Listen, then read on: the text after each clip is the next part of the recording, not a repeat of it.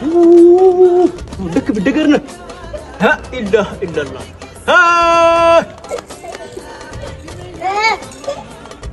da ngay bëgg xaalis mu mel ne xaalis da lay daw man lii te man li ma gën a jaaxal mooy suba man soxna si dama ko war a jox dépense te man bu ma laay dépense lan laa ko war a wax maanaam yuruma dara yuruma sama capital daal 0 franc laay doxanto instant yi man xaw ma sax lu ma war a def man mujj gi sax waaw da ngay mujjee sax soof léegi ci baal ci dëkk bi problème xaalis tout le temps chaque jour problème xaalis rek bu mu wax ci leneen sax problème xaalis rek waaw baax na.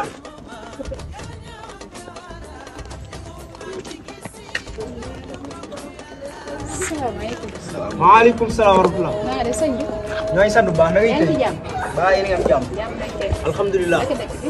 waa dëkk baa ngi nii rek. ñu ngi ci jàmm bu baax. waaw lan moo waraloon tànk yi nag. tànk yi ñun de dañoo kii woon ak parrainage bi. waaw parrainage moom man damay dégg parrainage parrainage moom nu muy demee. ah xanaa du kiiwal borom dëkk bi rek. waaw après moom loolu moom lan nga siy am. ah ñun de boo ñu joxe sa dentité ñu jox la 10 000. ah looloo neex. daa bëgg loolu saa yi.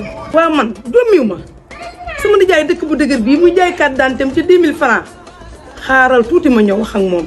ah waaye saa yi koy looloo neex man mi nga xam ne dama wër dépense wër ba xam fay ne nga ñëw tax mu di ma wax di. sa coono jeex na. waaw kon kay ay woon na ko dal. waaw yow loolu kay saa waay Mamoud.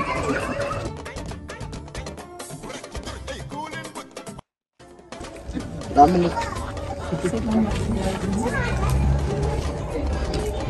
waaw yow kay kon soog ko fii soog ko.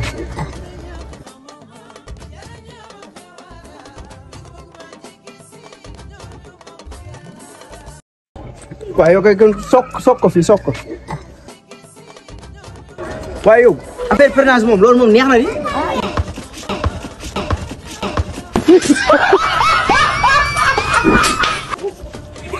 waaw la moo xew.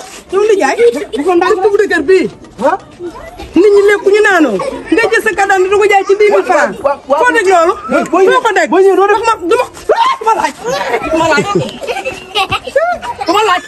du ma laaj. ana carte d'identité bi fan carte d'identité bi ci yéen. ay loolu ci 10 000 francs. ah loolu de yéen la rek dañ leen doon xettali rek. jëruñu nga ngay xettali ñaar fukki at yàlla yoo xam ne nii sama nijaay ngi nii li jënd carte d'identité bay bëgg a dee 10 000 francs tax mu di ko jaay. liggéey am na de. moo liggéey yaa rek ñàkk jom tax nga ma ciy doon nijaay 10 000 francs 10 000 francs tax nga jaay sa carte d'identité nijaay yaa ñàkk jom nijaay amoo jom boo amoon jom doo jël sa carte d'identité bi di ko jaay ci 10 000 francs naan waa kër ñe kon yow sa jabar moo la yilif ñun ñoo ngi dem. kon baax na.